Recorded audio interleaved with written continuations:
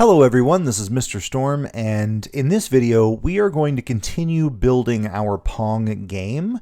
In the last video, we created this ball object that will actually move across the screen, and we can test that out.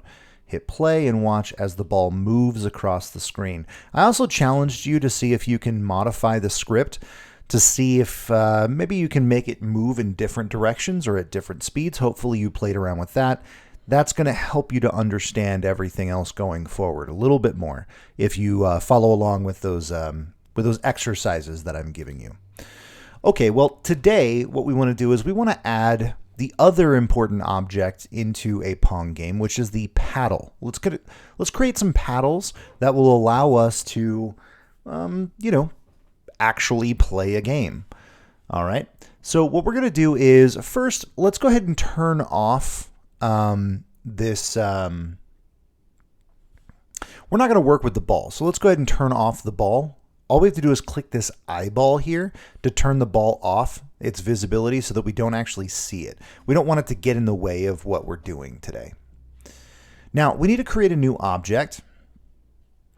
And so we're going to go up here to the scene view, and we're going to click the plus to create a new empty scene where we can create our new object.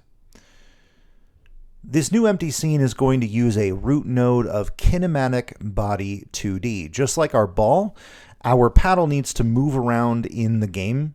So we're going to use a kinematic body. Kinematic. There we go. Kinematic body 2D.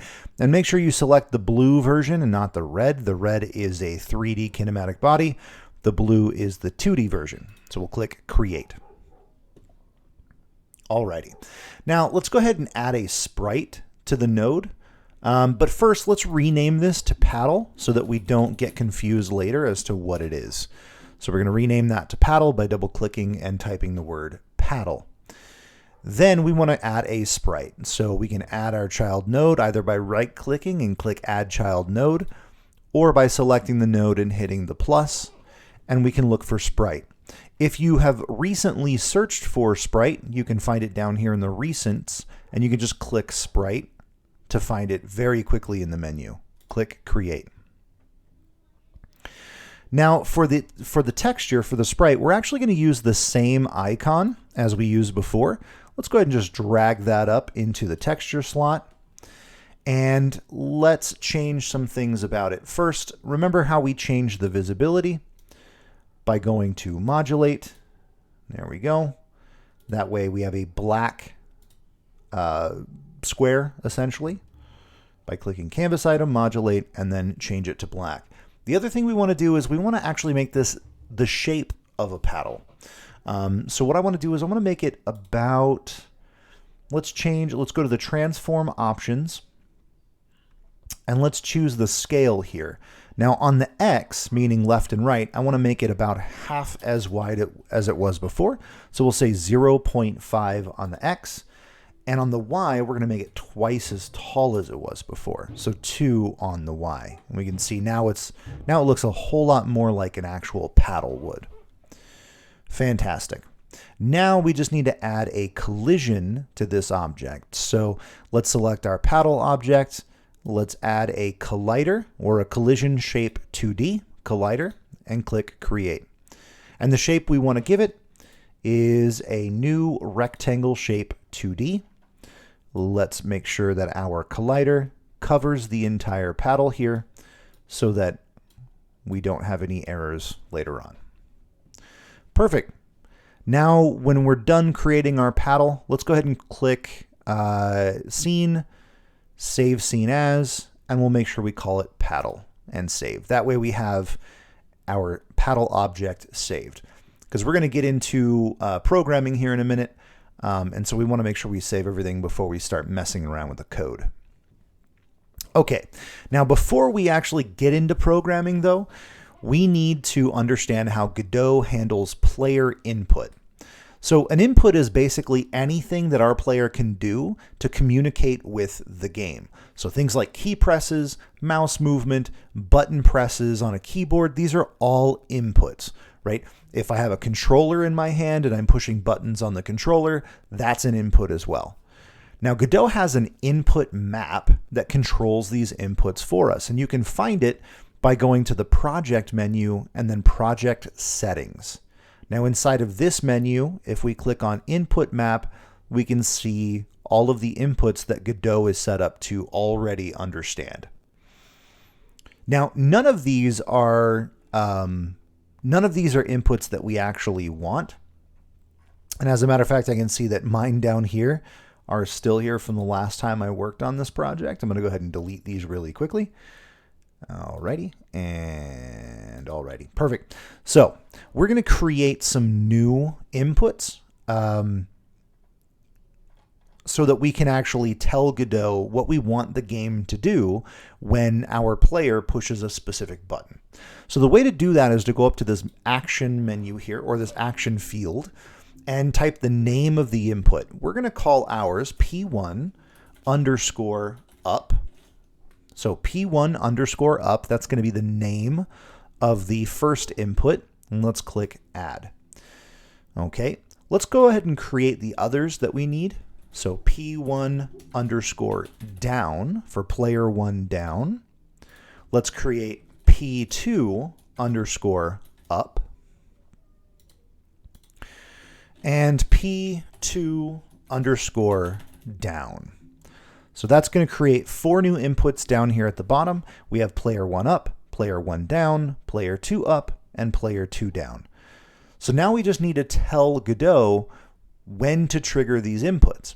So for example, let's take a look at player 1 up. I want this to fire off whenever I press the W key on the keyboard. If you look at your keyboard, we have W and S, and W is right above S. We're going to use W as the up for player 1, S as the down for player 1. And then we're going to use the up arrow and down arrow for player 2. So to tell Godot to fire off P1 up whenever W is pressed, we need to hit this plus button next to P1 up and choose key. It's going to tell us to press a key on our keyboard to tell it which key we're going to associate with this input. So I'm going to press W and hit OK.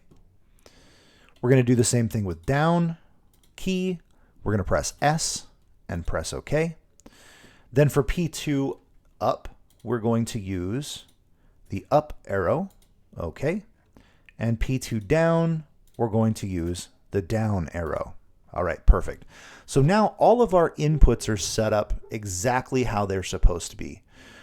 We have W, S, up, and down. So now we've tied those inputs to specific key presses in our game. Now we can use these to actually program some movement and behavior based on when those keys are pressed. All right, so now we're back here at our paddle object. We need to add a new script to the paddle. So I'm going to click this plus script button. I'm going to make sure that we have an empty template so that we don't have a bunch of extra code that we don't need. And I'm going to click create. Alrighty, so let's think about what we're going to need in this program. Well, the movement's probably going to be a lot like our ball. Remember that we were moving our ball to the left and right and to the up and down. But the thing is, with this paddle, we only need the paddle to move up and down. It does not need to move right and left. So we actually only need one variable to store that. So let's go ahead and create a variable called speed, var speed, and we'll set it equal to, let's say 500. So our speed is a value of 500. And now we want a way to process that speed every frame of the game. So we'll say func underscore physics process delta. This is the same function that we used to make our ball move in the last video. Okay, so in physics process delta, we actually don't want the paddle to move on its own. If we were to change the movement here, it would actually move on its own without input from the player, and that's not what we want. What we want is we want to only move if something specific is happening. So for that, we're going to use the keyword if. Let's create an if statement. If input, now what we're doing here is we're going to access the input class that's attached to this project, meaning we're going to access the project settings input map and look for whether or not these inputs have been affected in any way. And the thing that we're looking for is action pressed. Now there's a couple of options here. Is action pressed is going to check to see if you've actually just pressed the key. If you push the key once, it's going to fire off whatever it is, right? If we're looking for just pressed, then it's going to do it just once. Action pressed is going to be pressing and holding down. So that's the difference between those two. And then we have just released. Just release is going to fire off whenever we let go of the key. So action pressed is going to be, it's going to check to see if it's currently being pressed every frame of the game. Action just press is going to look for it once, and even if you hold it, it doesn't matter. It's just going to look for it once. And just release is going to only find it whenever you just release the key. So we actually want action pressed because we want to move as we hold the key down. All right, and the action we're looking for is P1 up for this first one. We want to basically check to see if that W key is being pressed. That's what all of this means. Is the W key being pressed? If it is, then we are going to move local Y. Oh, not X. We want move local Y, which means we want to move in our local Y value, moving up or down. We're going to say negative speed, and we're going to multiply that by delta. What that's going to do is it's going to allow us to move upward, which remember the y-axis is reversed. Moving up is a negative value, moving down is positive. But it's only going to move up if we are pressing the key that's associated with the P1 up input. All right, I'm going to go ahead and save everything, and let's play our scene. Now, notice nothing happened because I forgot to add my paddle into my Pong scene. So let's go back to Pong and let's create a new association. I'm going to click on this link. I'm going to click paddle and I'm going to click open. So now I have a paddle in my scene. I'm going to go ahead and drop them all the way to the bottom of the scene here because I want to check to see moving in the up direction. Okay, so now if I push the up key, nothing happens, which is what we'd expect. If I push any other keys, nothing happens, but if I hold W, notice that my paddle moves up. Now it moves off my screen. That's a problem. We can fix that later. But at least we have movement going on the up direction. Let's go back to our script. So moving up is easy to do. Let's see if moving down is just as easy.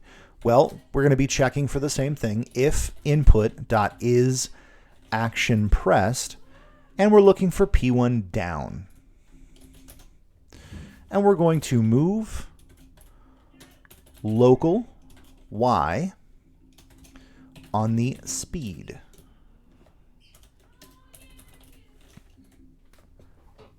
Pretty much that's really as easy as it gets, right? We're going to move negative speed if we want to go up. We want to move positive speed if we want to go down. All right, let's save all of this and see if that works. So I can move up and I can move down. Perfect. So now my movement is working for my paddle. Great. Now we need to create player 2. So adding a second player to our game is actually going to be less complicated than it might seem. We're actually going to do everything in the same script here. We just need to figure out if the paddle we're using is player 1 or player 2. And then all we have to do is change the inputs that we're looking for. So to do this, we're just going to create another if, but we actually need a new variable to determine if we're using player 1 or player 2. So underneath the speed variable here, I'm going to create a new variable. I will call it player, and I'm going to set it equal to player 1. Now there's something special we want to do to this variable.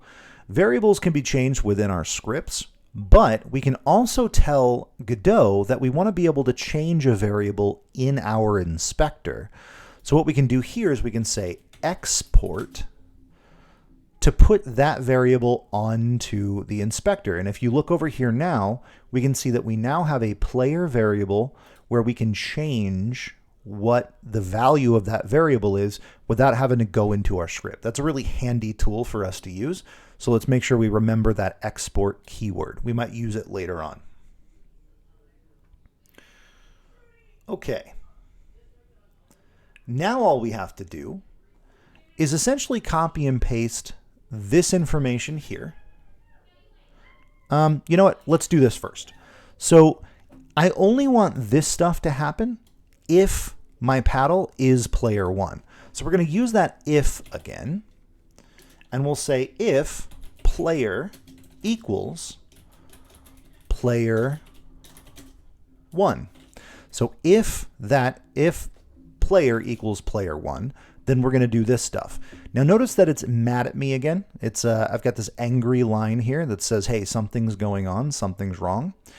The reason why I have this error is because I need to indent all of this code underneath this if.